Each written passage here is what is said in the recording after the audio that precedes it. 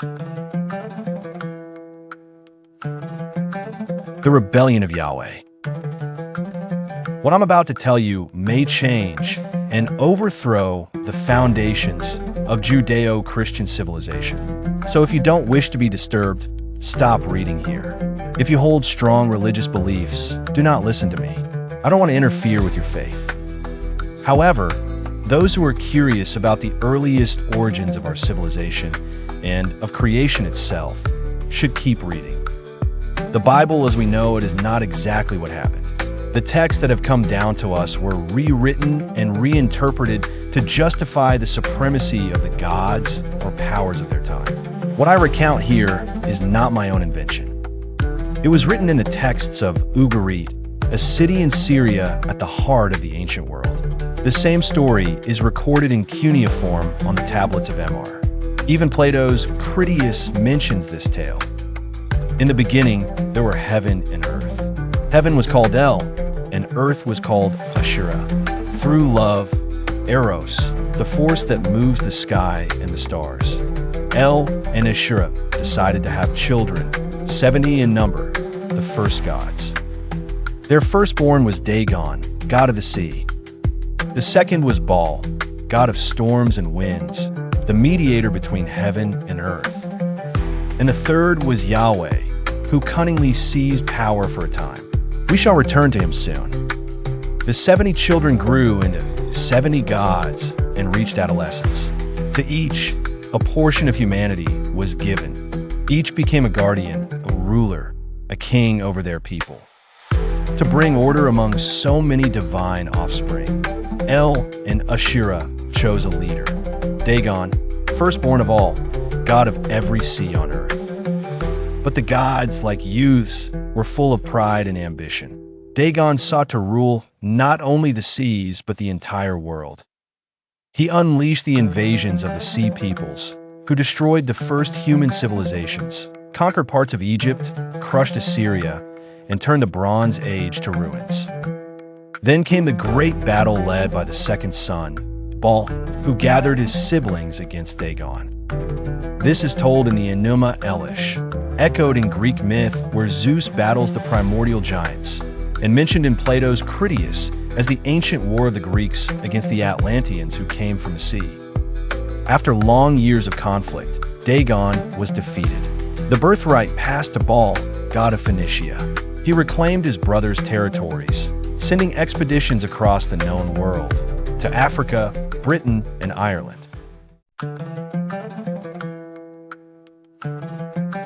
It was the golden age of Baal, but his arrogance and despotism eroded the divine alliances. And Yahweh, in league with his mother Asherah, decided to stage a coup. Yahweh was cleverer than his brothers. Speaking privately with his mother, who favored him, they conspired together. The plan was simple: convene a council of the gods while Baal was absent. He was founding new lands in Carthage. With Asherah's approval and his father's absence, Yahweh proposed himself as ruler of all realms, stripping the other gods of their divinity to become the one, the only, the all, according to his mother's will. Tired of her children's disputes, Asherah withdrew to her earthly realm, the underworld. El, their father, was far away in another region of the universe, creating life on other planets and other gods in distant galaxies. When the divine assembly met, Yahweh declared himself the only God. The others protested, but Asherah, also known as Ishtar, Isis, or the Great Mother, supported him. Thus a new divine order was established, and here begins the Bible. Yet the story of Genesis, the creation of humankind, is not the first creation. There had been another, the creation of the gods, which I have just told. The myth of Cain and Abel mirrors the rebellion among the gods, Baal killing Dagon, his brother, then fleeing westward to conquer new lands. During his absence, Yahweh seized the throne, marking Israel's golden age of Solomon, who built the first temple of Jerusalem, and David. But Yahweh's rule was not free of turmoil. Other brothers sought his throne. The story culminated in the destruction of the temple by the Babylonians, who exiled the people to Mesopotamia. Ahura Mazda, god of the Persians and younger brother of Yahweh, took pity on him and restored the small kingdom of Judah and Israel. That is why the Hebrews owe gratitude to the Persians, whose God allowed them to return to their promised land and rebuild their second temple. Yet Yahweh's claim to primogeniture was contested.